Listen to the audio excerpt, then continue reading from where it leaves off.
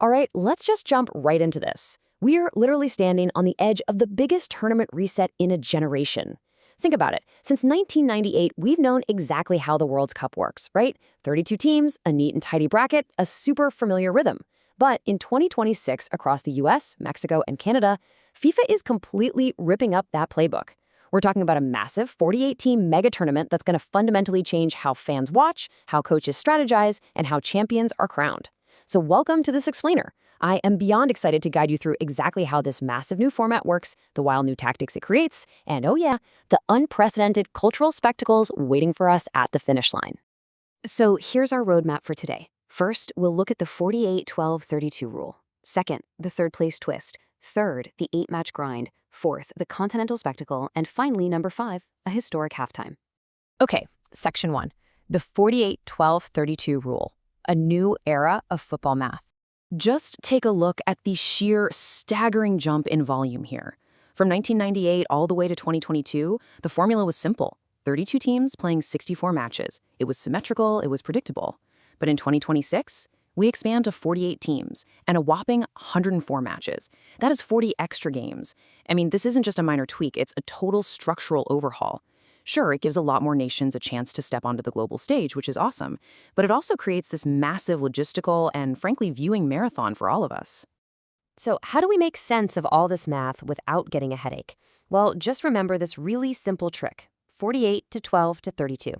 Step 1, 48 teams enter the tournament. Step 2, they're divided up into 12 groups of 4, so you still get that familiar 3-match group stage rhythm.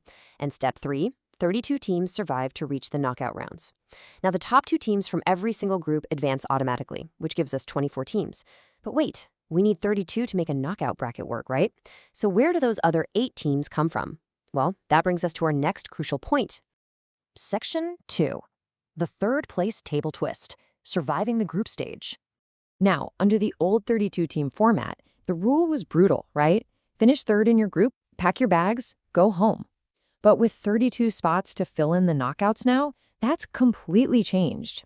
So how exactly do underdogs survive if they don't lock down one of those top 2 spots? Welcome to what we're calling the live logic game, because FIFA needs 8 more teams to complete that round of 32. The 8 best third-place teams across all 12 groups are going to advance. Suddenly, finishing third keeps your pulse beating. But it turns the end of the group stage into this massive interconnected puzzle. Imagine this. A team playing on Tuesday might literally need a specific team to lose on Thursday just to survive. So coaches aren't just watching their own opponents anymore. They have to monitor the entire tournament board. So how in the world do you rank 12 third-place teams against each other? Well, through these really precise tie-breaking criteria. It obviously starts with points, then goal difference, then goals scored. But look closely at number 4, fair play score. Yes, counting yellow and red cards. It is going to be wildly stressful. A single clumsy yellow card in the 90th minute by a tired defender could literally be the difference between their country advancing or flying home. Every single action matters. All right, section 3, surviving the 8-match grind, tactics for the elite. We've talked about how the underdogs survive, but what about the giants? The tournament favorites face an entirely new physical and mental gauntlet. This quote really perfectly captures the vibe. The tournament will feel more like a live puzzle than a simple bracket. Elite coaches can no longer just plot a straight, predictable line to the final. With third-place teams coming out of nowhere to enter the bracket, matchups in this new knockout round are going to be highly unpredictable until the very last group stage whistle blows. Let's break down exactly why the favorites are probably sweating right now. In the past, winning the World Cup took 7 matches. Now, it takes 8. That extra match is the brand new round of 32. This means 1 extra grueling 90-minute battle, 1 extra chance for major upset, and a whole extra game of wear and tear on the players. Because of this, squad depth is no longer just a luxury. It is absolutely, strictly mandatory. You simply cannot win this tournament with just 11 star players anymore. Coaches are going to have to heavily rotate their squads during the group stage, managing injuries and fatigue, all while ensuring they don't accidentally slip up and get eliminated early. It's a tough balancing act. Moving on to Section 4, the Continental Opening Spectacle. 3 nations, 1 kickoff. Now, all this crazy math and tactical strategy is happening against the backdrop of an unprecedented cultural collaboration across North America. Just look at the sheer scale of this map. We're talking 16 host cities spread out across 4 time zones in Canada, Mexico, and the United States. The logistical coordination required here, it's mind-boggling.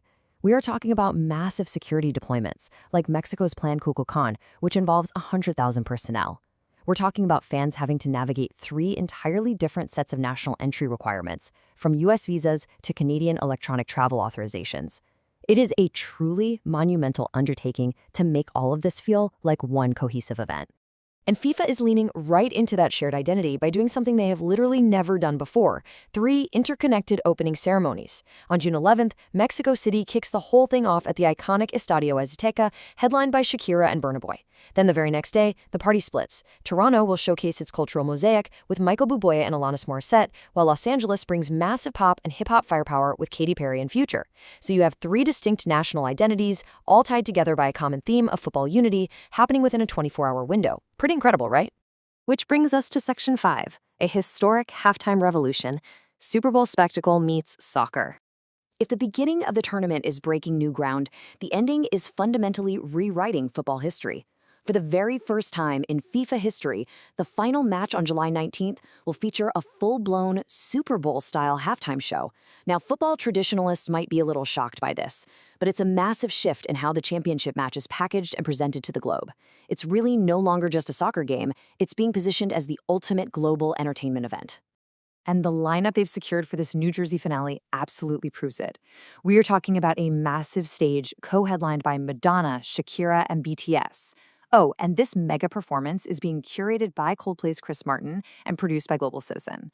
It's such a deliberate, huge move to merge the absolute peak of global pop culture with the absolute peak of global sports. So what should you really take away from all of this? Well, the 2026 World Cup is definitely not the tournament you grew up watching. With 48 teams, 104 matches, stressful third-place survival math, and an exhausting 8-match sprint to the trophy, it really is the ultimate live logic game. So my final question to you is this. When the dust finally settles across 16 cities and 3 countries, will this grueling new marathon crown one of the familiar giants who had the depth to survive? Or will this chaotic new format completely open the door for the greatest underdog story in football history? I absolutely cannot wait to see it all unfold. Thank you so much for joining me for this explainer, and keep learning.